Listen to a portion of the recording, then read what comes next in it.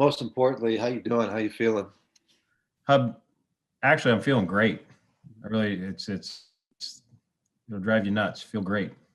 Well, that's the good news. So, um, do you have any sense how this all got started? I mean, it's a cluster, obviously, and with you and Bill and Sean, and then the players all coming at once. Any idea, how or why? No, I really don't. And I think that's the big mystery anywhere. But yeah, it's an anomaly. I really don't know. I wish I did. I don't though. Do you have any sense as to whether you'll be able to coach Monday night or not, or what with the changing protocols? I'm just trying to get my arm around what has to happen. Right. I'm hopeful, and I know things are changing on a daily basis. So we'll see. And I can't give you a definitive answer. Trust me. I wish I could. But I'm hopeful.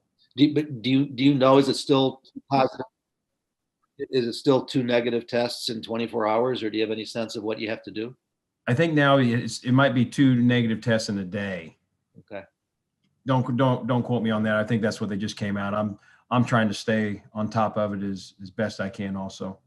Well, good luck. Just wish you the best with this. Thank you, Hub. I appreciate you. Next question, Alex Shapiro. Hey, Chris, glad to hear you're feeling all right. You're an energetic vocal guy in practice in person. So I'm wondering what the experience has been like for you doing these walkthroughs from home via technology. It's not where you want to be. I can say that. Once again, I think you just have to try to figure out different ways to teach. And, I got a lot of confidence in my assistant, Brian Ginn. He does a great job. He's coached a long time. And, he's been with me for a couple years. He's been obviously on the offensive side in his career. He knows how to handle players. He's coordinated at the collegiate level. So him being up in front of a room, that's easy for him. And, we got a great working relationship. And I always say we do it together. So it just happens to be, one of the guys is gone right now. So he's stepped up and has done really well. Have you ever been a part of this where you've had to teach from afar, or maybe another coach had to teach from afar and somebody else had to step in? I mean, other than Matt earlier this season? No, this is truly a first for me. I've never experienced this. I now know what coach was going through when the roles were reversed, and I've watched a lot of film, and stare out the window a lot. It's frustrating. Next question, Pat Finley. As the special teams coordinator, what I imagine you're as impacted by roster turmoil as anybody in the building. And I know you've got second and third and fourth string plans, but does this test you beyond even that in terms of making sure you have guys lined up and ready to go? Sure it does, but I'll be honest with you, it's been a lot of fun. As crazy as that sounds, guys are going to get opportunities, and in our room, that's where most organizations start when there's changing of players and those type of things. So this is a great opportunity for guys that haven't got playing experience to get some tape out there and put it on there, because the tape is their resume. But it has been challenging, but like I say, it's been fun, and we're working through it, and I got a lot of confidence in the guys. They understand what needs to get done, so they'll get it done. I'm also curious, what's going on out that window? Is it a tree? Is it passing cars? What are you looking at? It's like a nice day today. Fired up about that. I think the weather said at 2:00 we're going to have our high today, so I'll probably slide out and go for a walk. That's going to be the big activity today. Next question, Dan Wiederer. Morning, Chris. Morning. What day did you test positive, and have you been asymptomatic the whole time? I tested positive on Monday, and I thought maybe I just had a little chest cold, nothing.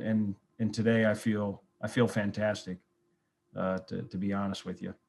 You mentioned Brian a little earlier. What do you see as his strengths, and how much more extensive have you guys been in contact this week just trying to get logistics aligned?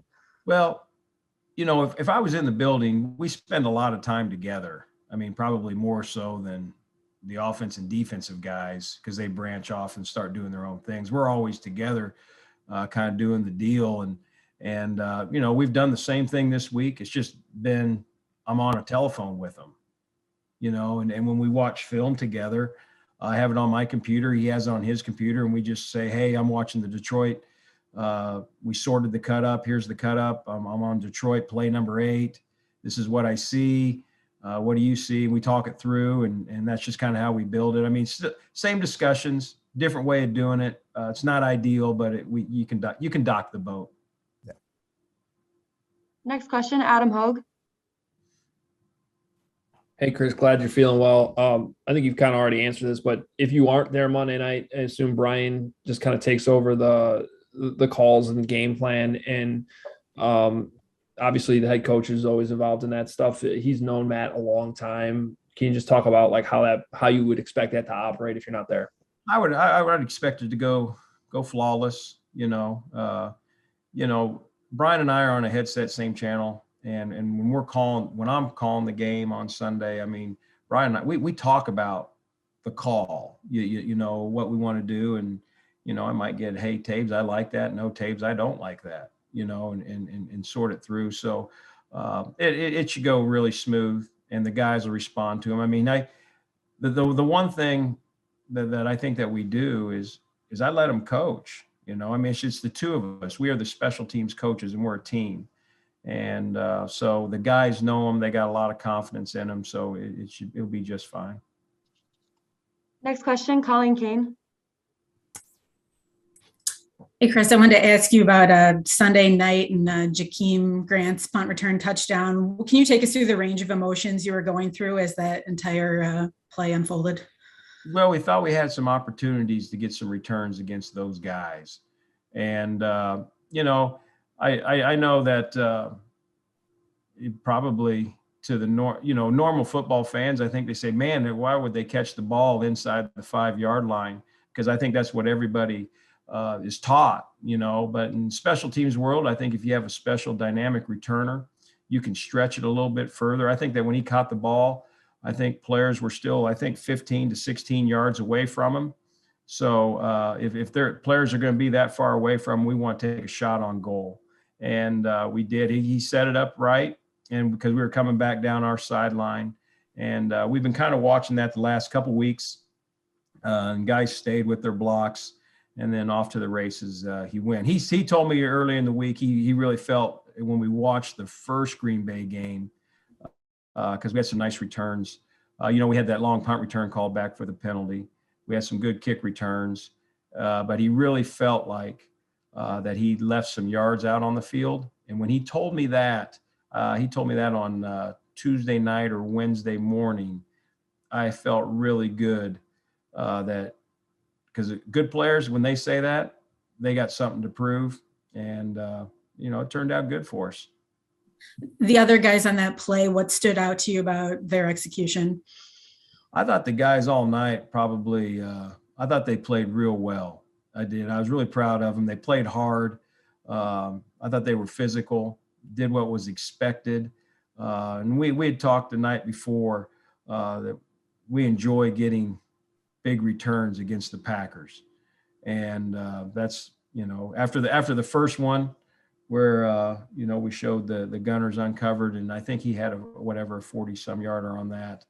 That kind of got him going. I think that got the guys going, and then others, they played well. Next question, Herb Howard.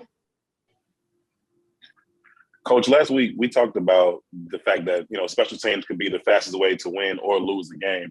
Have you ever been a part of a game where you dominated the special teams component so thoroughly and still lost by 2 touchdowns? I don't think so. I think that we had a good night and things went our way. Now the challenge is we're going to play another good unit in Minnesota, who in my opinion, has probably the top kick returner in the National Football League. Even though he's only returned 10 kicks, he has 2 touchdowns, and I rated him as the highest guy coming out in the draft. Employee number 26. I don't want to mispronounce his last name, but he's a really good football player. So we'll be challenged there. But with regards to the guys playing the way they did, that was nice, because the thing I was proud about them is we had some success, and they just kind of said, okay, next play, let's see if we can do it again, and that's, I think, when you can do those things, you give yourself a chance. Next question, Zach Pearson. Hey, Chris, I'm glad you brought up the kick returner. I believe it's Ken Owangu. I was going to ask you, he's really fast, but what else makes him, dangerous on returns from what you've seen on tape? He's strong, can break tackles. As a running back, he has good vision. Kind of like, our guy with Herbert, though they just naturally have that vision. But he runs behind his pads well. And he scores a touchdown against Baltimore, who's an excellent special teams unit, and then comes back against San Francisco, who also does a nice job. We'll have our hands full with this guy. He hits it downhill. He can take it across the field, take it into the boundary. So you got to cover all field zones with him, which makes that tough. Next question, Brad Biggs. Hey, Chris, hope you're doing well.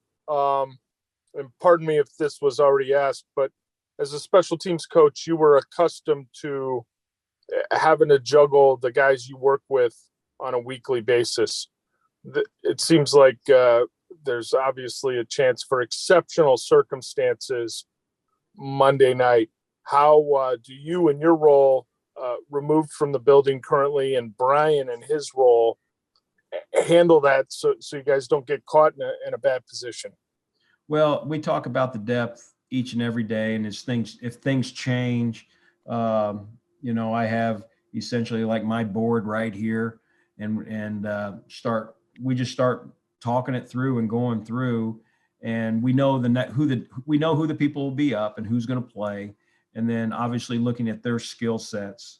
Those players, if they're coming from the practice squad, obviously have been going against us all year, so. When we're coaching our stuff in the room, I'm also coaching those guys also. Now it might be, hey, I need you to do this because that's how Green Bay or Minnesota does it. But watch this player right here. This is a guy that we have to stop, check out his moves. You can add this into your game. And we've seen some good development from some guys to where we're saying, okay, now, hey, you know what, you're going to play? I'm going to play in this spot because of this skill set. And because of that, this is what I expect you to get done, and make it just crystal clear for him, and then let him be the player that you think that he is.